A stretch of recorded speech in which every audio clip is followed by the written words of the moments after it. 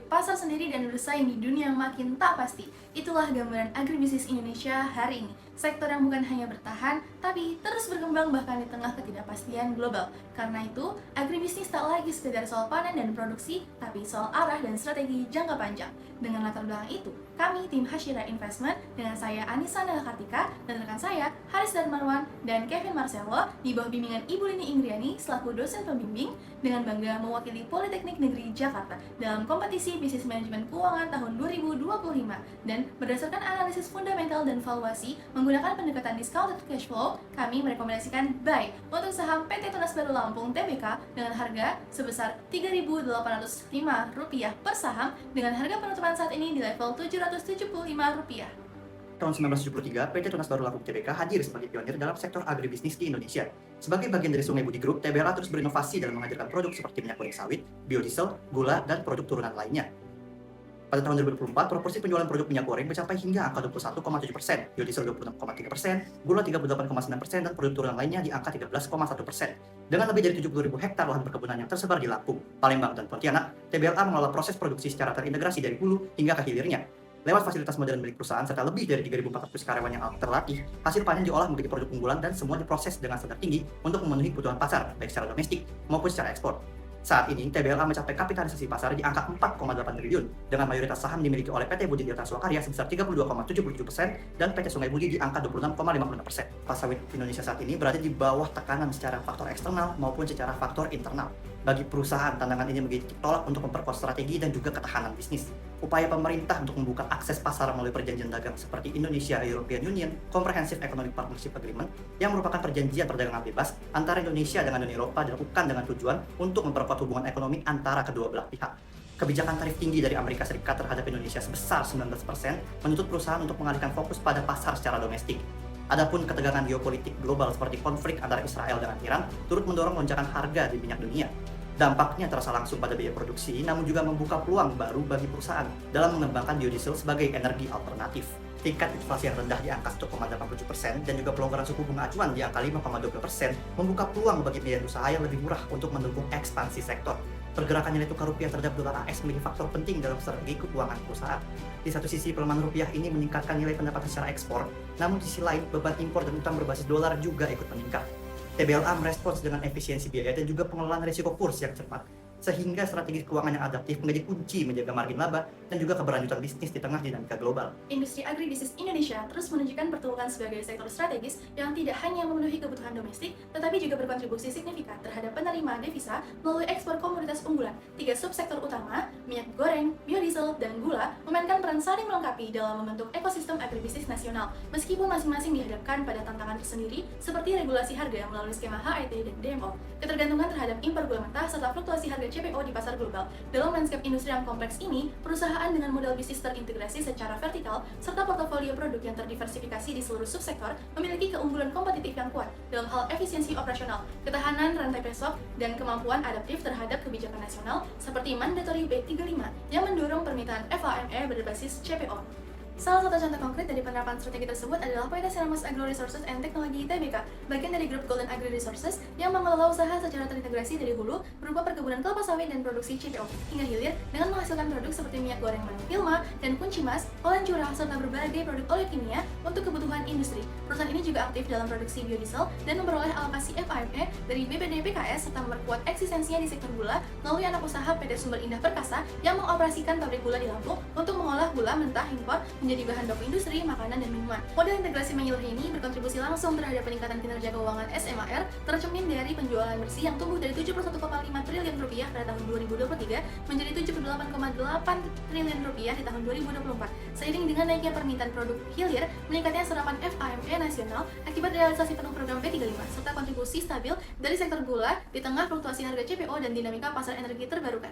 Selama periode 2019 hingga 2024, TBLA mencatatkan pertumbuhan pendapatan yang konsisten dari 8,5 triliun menjadi 17,4 triliun yang mencerminkan ekspansi signifikan di sektor minyak sawit, biodiesel, gula, dan produk turunan lainnya. Namun, sering peningkatan skala usaha, tekanan terhadap profitabilitas mulai terlihat dari menyusutnya margin laba kotor, EBITDA, dan laba bersih, masing-masing dari 25% ke 17%, 17% ke 12%, dan 8% ke 4%. Penurunan ini menunjukkan beban operasional dan bunga yang semakin menekankan perolehan laba bersih, yang turut berdampak pada rasio pengembalian seperti ROE yang turun dari 12% menjadi 8%, serta ROA yang bertahan rendah di kisaran 2-3%. Di sisi lain, interest coverage ratio menurun menjadi 1,88 kali pada 2024, sedangkan net debt to EBITDA meningkat dari 8,14% ke 9,07 kali, menandakan semakin tingginya tekanan likuiditas dan ketergantungan terhadap utang. Dari sisi neraca, total aset perusahaan tumbuh dari 16,3 triliun menjadi 25,9 triliun. Namun, pertumbuhan ini didominasi oleh kenaikan piutang dan persediaan yang memperpanjang siklus konversi kas. Hal ini tercermin dari average calling period selama 99 hari dan inventory days yang meningkat menjadi 191 hari pada tahun 2024, sehingga turut menurunkan current ratio menjadi 1,30 dan quick ratio ke level 0,83. Karena terhadap modal kerja sempat mendorong arus kas operasional menjadi negatif di tahun 2023 sebelum pulih ke 917 miliar pada tahun 2024. Meskipun angka tersebut belum sepenuhnya mencerminkan posisi kas yang ideal. Di tengah peningkatan volume usaha, turut pendataan TBLA masih sangat agresif, cermin dari debt to equity ratio yang konsisten berada di atas 2 kali, menandakan ketergantungan tinggi terhadap pembiayaan eksternal dan menopang ekspansi. Oleh karena itu, ke depan, fokus utama TBLA terletak pada peningkatan efisiensi operasional, penguatan manajemen modal kerja, dan penurunan risiko keuangan agar pertumbuhan bisnis dapat berlangsung lebih sehat dan berkelanjutan. Proyeksi kinerja keuangan TBLA untuk periode 2025 hingga 2028 menunjukkan arah pertumbuhan yang positif, namun lebih terkendali dibandingkan periode sebelumnya. Pendapatan diperkirakan meningkat dari 17,4 triliun pada tahun 2024 menjadi 26,5 triliun pada tahun 2028, didorong oleh peningkatan volume produksi, peningkatan domestik atas produk hilir seperti biodiesel dan gula, serta asumsi stabilisasi harga komoditas sawit. Pertumbuhan ini tidak dasar pada lonjakan harga, melainkan pada efisiensi produksi dan optimalisasi utilitas kapasitas menjadi penopang utama kinerja top line perusahaan. Profitabilitas, TBLA diproyeksikan mampu mempertahankan margin laba kotor di kisaran 17-19% dan margin EBITDA pada level 12-13%, yang laba bersihnya tumbuh dari 701 miliar menjadi 1,4 triliun pada tahun 2028. Kenaikan ini turut mendorong ROE dari 8% menjadi 11% dan ROE dari 2,6% menjadi 4%. Cerminkan peningkatan efektivitas penggunaan modal dan aset.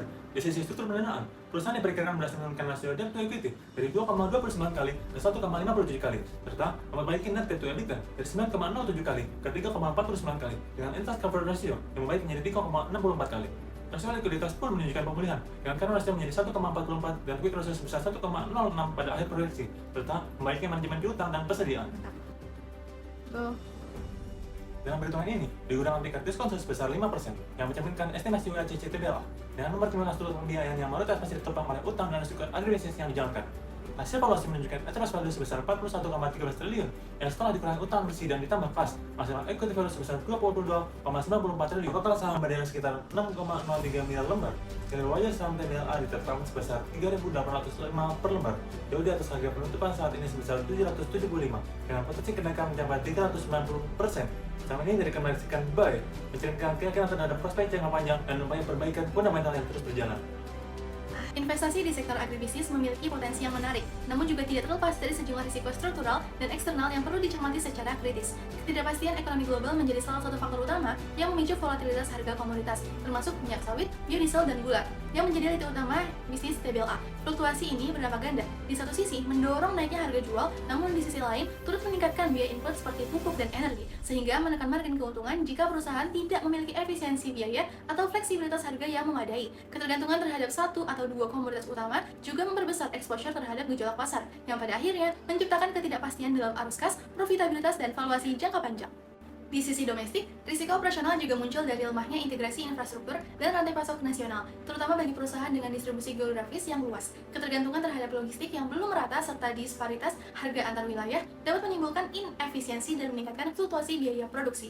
Dalam konteks ini, tantangan seperti distribusi bahan baku, kestabilan supply, dan kendala pengiriman menjadi aspek krusial yang perlu dikelola secara strategis. Bila tidak ditangani secara adaptif dan terstruktur, risiko-risiko tersebut dapat berdampak negatif terhadap kinerja jangka panjang perusahaan serta memperlemah persepsi investor terhadap kelayakan dan daya tarik investasi di sektor agribisnis. PT Tunas Baru Lampung Tbk menunjukkan komitmen nyata terhadap penerapan tata kelola perusahaan yang baik atau good corporate governance dengan mengintegrasikan prinsip keberlanjutan dalam seluruh aspek operasional. Hingga tahun 2024, perusahaan telah memperoleh sertifikasi Indonesia Sustainable Palm Oil untuk 75% dari total lahan perkebunan dan 85% unit pabrik, serta sertifikasi Roundtable on Sustainable Palm Oil sebagai pengakuan global atas praktik produksi kelapa sawit yang bertanggung jawab secara lingkungan dan sosial. Dalam aspek sosial, TBLA juga aktif membangun kemitraan strategis melalui program Plasma yang melibatkan lebih dari 7.000 petani serta membuka lapangan kerja bagi lebih dari 3.400 karyawan tetap di wilayah Lampung dan Sumatera Selatan. Strategi jangka panjang diarahkan pada ekspansi yang terukur, termasuk perluasan lahan tertanam dan optimalisasi produk turunan, dengan tetap menjunjung tinggi prinsip akuntabilitas, transparansi, tanggung jawab, kewajaran, dan independensi sebagai fondasi keberlanjutan jangka panjang dan kepercayaan pemangku kepentingan.